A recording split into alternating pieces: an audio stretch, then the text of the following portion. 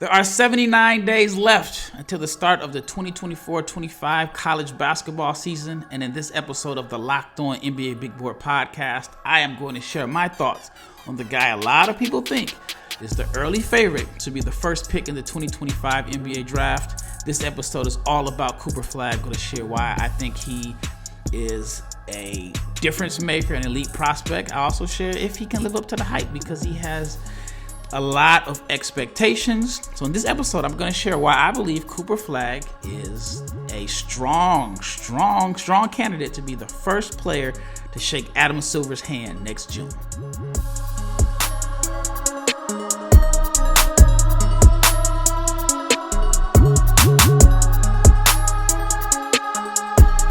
Big shout out to each and every person that has made the Locked On NBA Big Board podcast your first listen of the day. I am your host, Rafael Barlowe, the director of scouting for NBA Big Board and the founder of Big Board Global, which is my new scouting service aimed at helping college coaches identify some of the top international prospects. And I want to let you know that this episode is brought to you by Game Time. Why? Because all you have to do is download the Game Time app, create an account, and use the code LOCKEDONNBA. You can get $20 off your first purchase. Terms apply. Game Time is my favorite app, and I'm being totally serious. It's my favorite app when it comes to buying tickets to events. All right, let's talk about Cooper Flagg. Cooper Flagg is a guy that a lot of people are familiar with.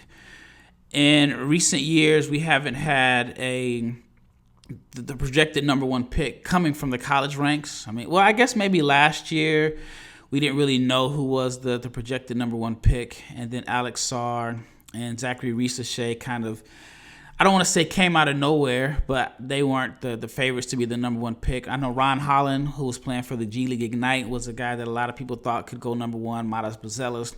And so it's been a few years since we've had a number one pick, especially with the hype that Flagg has entering college basketball. It's debatable, but there's some that believe he is the most anticipated college freshman since Cade Cunningham. Some goes back to RJ Barrett. But Cooper Flagg is an elite NBA prospect. So I just give you a little bit of overview. Flagg is from Maine. Maine is not a state that is known for producing like high-level NBA prospects in abundance, but Flagg is from Maine.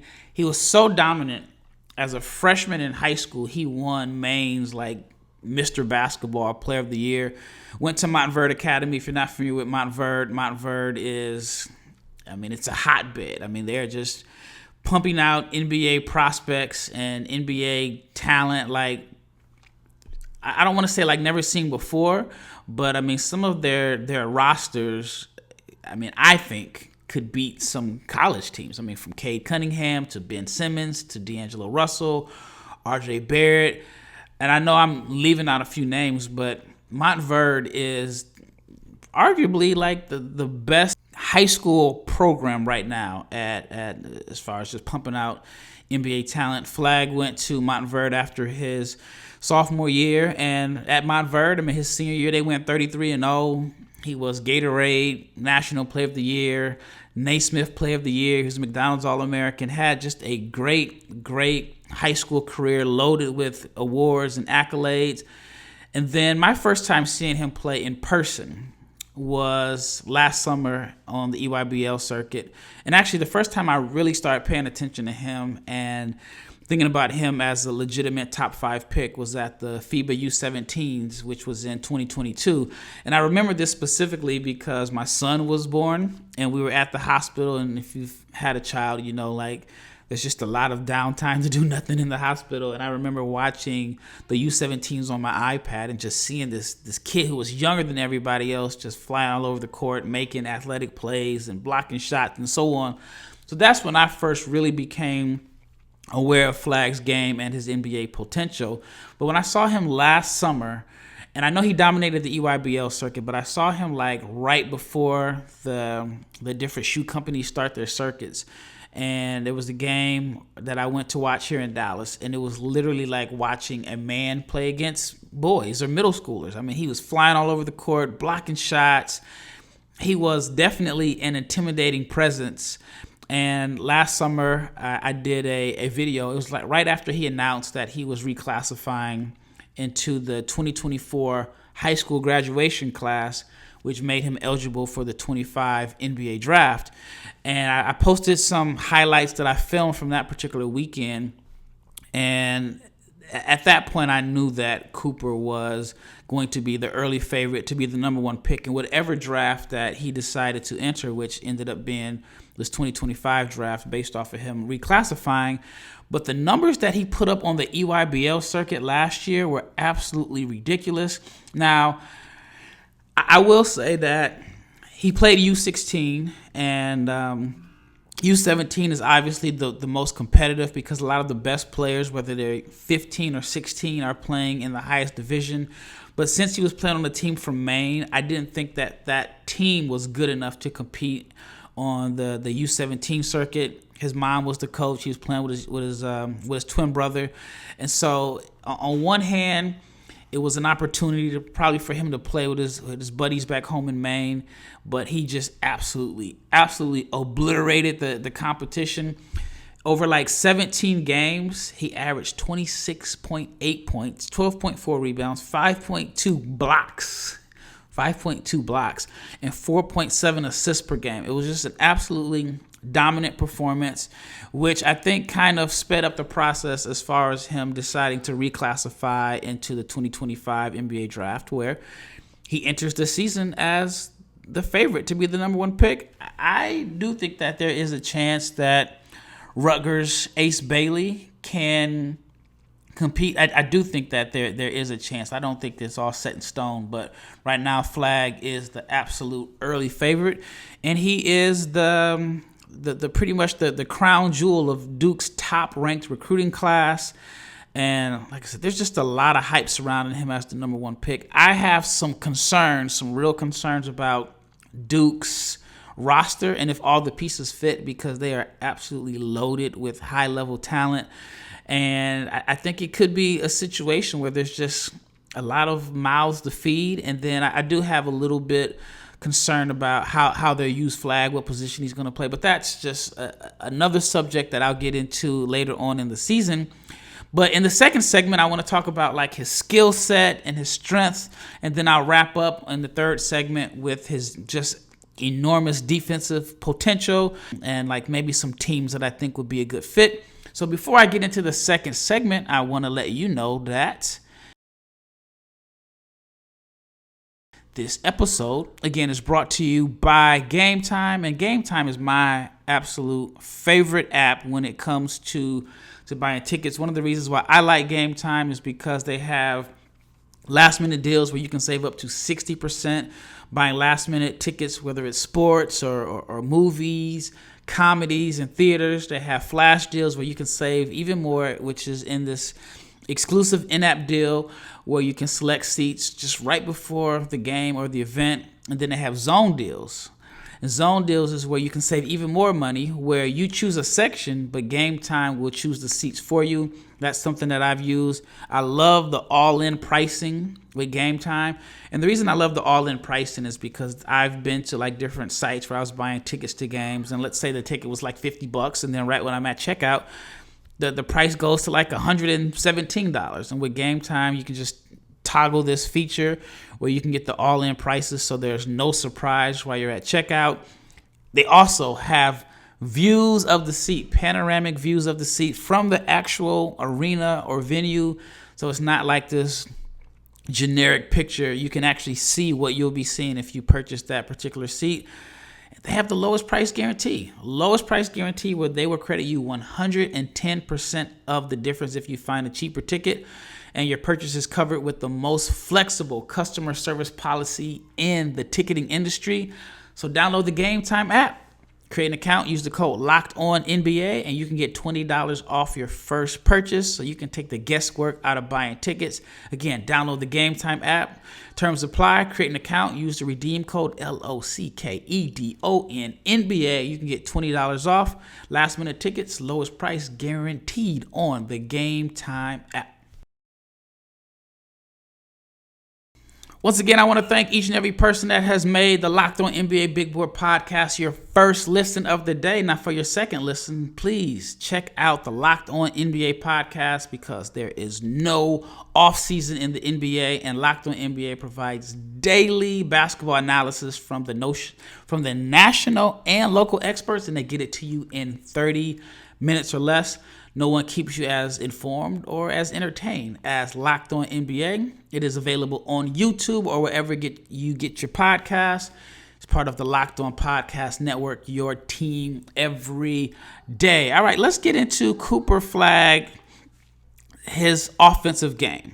All right, so he is a guy, when I first saw him play, I thought like, oh yeah, this is Kenyon Martin all over again. A guy that just dominates games or impacts winning with his athleticism, his plays above the rim, whether it's running the floor, catching lobs, just impacts and dominates games just off of being bigger, stronger, faster, and more athletic than everyone else. Now, as time has gone on, he's added a lot more skill set to his game, and maybe he already had it, and maybe I was just underrating it, but at 6'8" or 6'9", it'll be interesting to see what he's actually listed at. But at 6'8", he can handle the ball, not necessarily like a dynamic, shifty space creator off the dribble, but he's efficient with handling the ball. He's going to get to his spots in a couple dribbles or less. Doesn't necessarily do a lot of dribbling. He's more so of a play finisher, but he can create his own offense if needed. Like I said, he can handle the ball. He can operate out of the high post, the low post, and he is a really, really good passer. I mean, whether it's an outlet pass, whether it's like quick touch passes, he has an excellent feel for the game.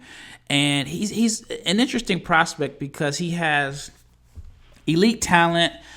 I believe he has a really, really high floor. I think his floor is as a play finisher and connector.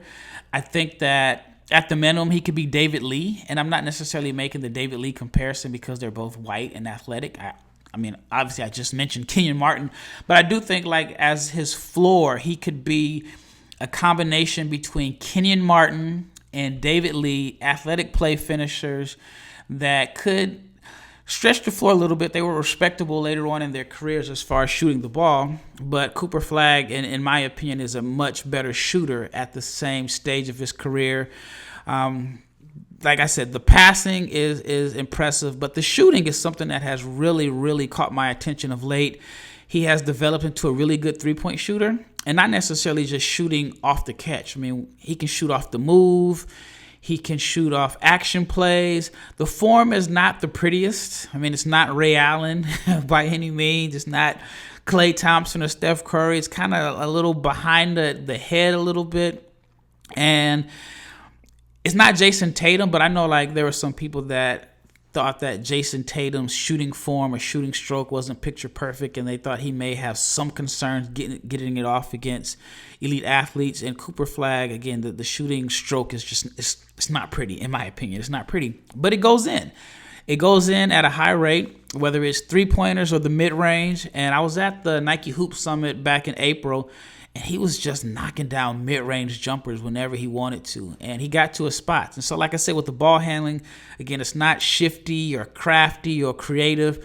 It's just very efficient. Gets to his sweet spots in the mid-range and elevates over the top of smaller defenders and makes it. So he is a player that I think this season at Duke we're going to see some three-level scoring. Maybe not at the rim as far as like driving, but he's definitely going to be one of the best finishers at the rim because he is a phenomenal athlete. Quick off his feet, bounces off the floor, has a good combination of like quickness and power when he's finishing. And he's looking to dunk everything around the rim. He's got like this toughness and this competitive fire that you like. And so I expect him to put on a lot of highlight reel dunks, whether it's catching lobs or hustle plays. I mean, he is very active on the offensive glass. I mean, he's a guy that can impact games without having plays ran for him. And that's why I say, like, his floor, he has probably one of the highest floors because, like I said, it could be David Lee, it could be Kenyon Martin, he can be an energy guy. there's just so many ways that he can impact the game. And once you add on the shooting and the passing, I mean, there's a reason why he's so hyped up. But he is a guy that can, like I said, knock down pull-up jumpers, moving threes. Is going to be absolutely devastating in transition. I mean, he's going to be the most talked about or must-see TV prospect that we've had in college basketball since Zion Williamson. Now, if you remember the Zion year, I mean, you had President Obama going to games. Well, I don't know if he was president at the time, but Obama was going to games. Duke, Carolina tickets were selling for like a semester's tuition in a sense. And so I do think that Cooper Flagg could have that type of impact.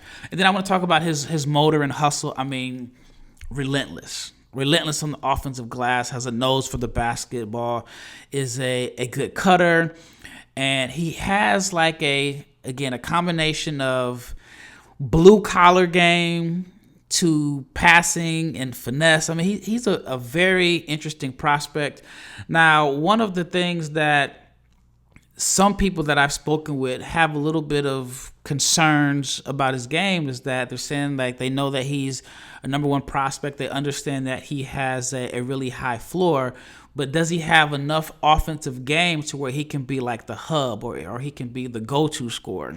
And there's some people, and I agree to a certain extent that when I'm looking at a guy that is the number one pick, I'm looking at a guy that I think could be my leading scorer and a guy that can get me a bucket anytime I need to, late in shot clock situations. And so there are some scouts that I've talked to that are a little bit divided on if he's going to be like the go-to player on an NBA team as far as on offense.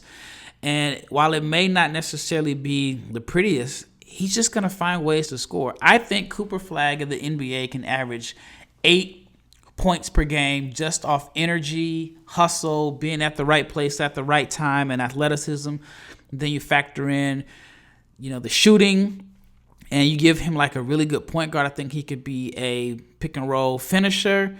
So I mean, I do think that he is a 20-point scorer in the NBA, but I also understand if someone has some doubts if he can be like the number one option or as the go-to player on a winning team. And then as far as like transition, one of the things that I really appreciate about Flagg's game is that he is a difference maker in transition. He can get the rebound and turn it into his own personal fast break. He can serve as a play finisher in the open floor, but he can also lead the break. He can make the right pass. And so I think he is a guy that we're just going to see a lot of on SportsCenter, on highlight reels all season long. And I do think that he is going to live up to the hype because there is a lot of pressure put on him. All right. When we return, I'm going to talk about his defense because Cooper Flagg is the best defensive player I've ever evaluated on the high school level. So stay tuned. I'll talk about his defense and I'll talk about some teams that I think could be a good fit. But before I get into his defense, I want to talk about sports. I love sports. I absolutely love sports. I mean, that's why I have a sports-related podcast, and I've dedicated my adult life to working in sports. I love them so much that I just don't like when sports stop. And here we are in August, and we're at like the slow period and the dead period of sports. I mean, football is starting to get started. Baseball is kind of winding down, but we're getting fewer games, and sports just aren't sporting like I want them to. But FanDuel lets me keep the sports going whenever I want.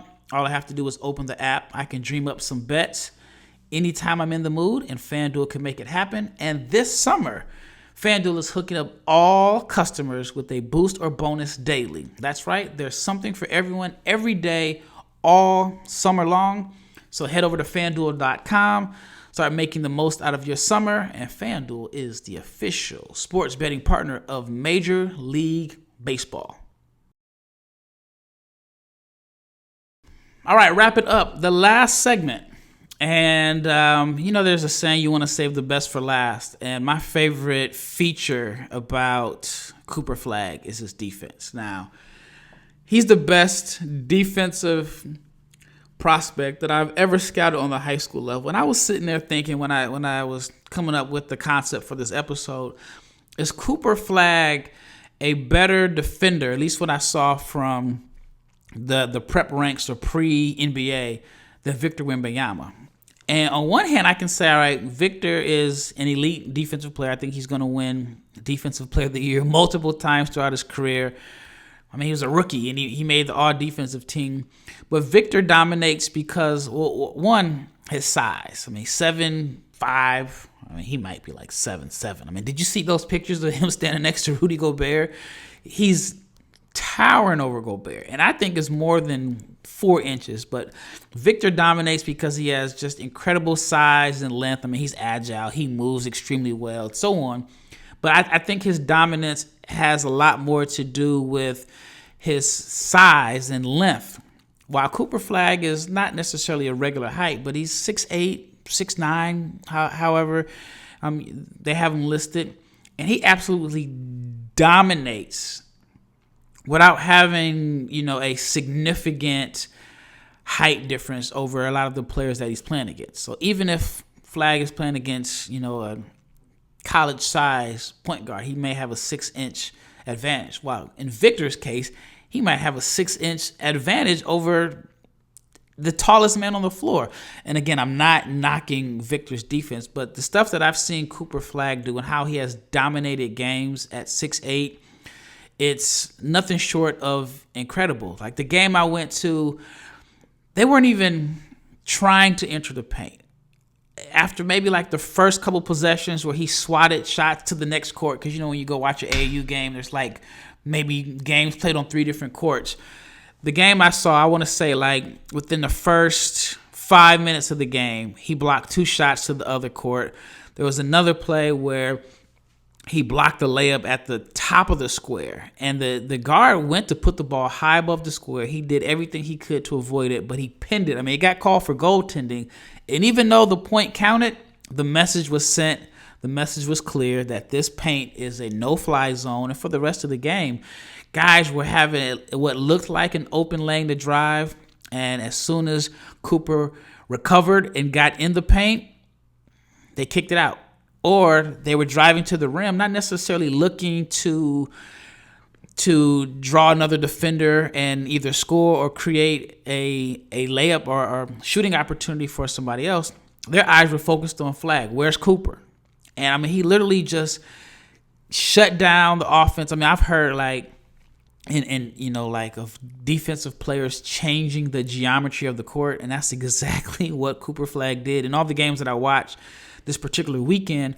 But not only was he blocking shots at the rim, he has like this explosive athleticism and timing and instincts where he's very good at blocking 3-pointers. And so there's probably nothing more demoralizing, at least in my opinion, than to get your jump shot blocked into the next court. A layup, you see that often, but for a guy to fly from protecting the paint, like there was a particular play that stands out. Driver got to the rim, saw Cooper was chasing him down, decided to kick it out. He kicked it out to the corner. He threw a good pass. It hit the shooter in the pocket.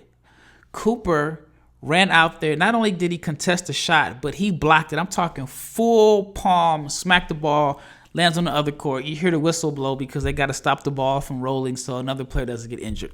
After that play, this particular shooter, pump fake pass anytime Flagg was around him. And so I think defensively is where he's going to be able to come in and make an immediate impact, not only in college basketball, but in the NBA. He has the athleticism and physical tools to defend all over the floor. I think you can possibly switch him, at least on the college level. I think you can switch him 1 through 5. That's how good he is on the defensive end. So I think at the very minimum, and I've mentioned it multiple times, I think with his floor, based off of his defensive impact and then the way that he can score without needing a lot of touches, I do think that he has the highest floor in this draft class. Whether he goes number 1, I think, is going to depend on if a team believes he has the highest ceiling. Speaking of teams and drafting, there are quite a few teams that I think would be a good fit based off of how their roster is constructed as of today. I grew up a Portland Trailblazers fan, and Portland needs Cooper Flagg. They really, really need Cooper Flagg. He would give them athleticism, defense. Portland was a a terrible defensive team. And I think he would be a good pick and roll partner for Scoot Henderson. Again, there's just a long list of teams that, every team could use a guy like Cooper Flagg. I think that the Washington Wizards, for some reason I was ready to say the Washington Bullets.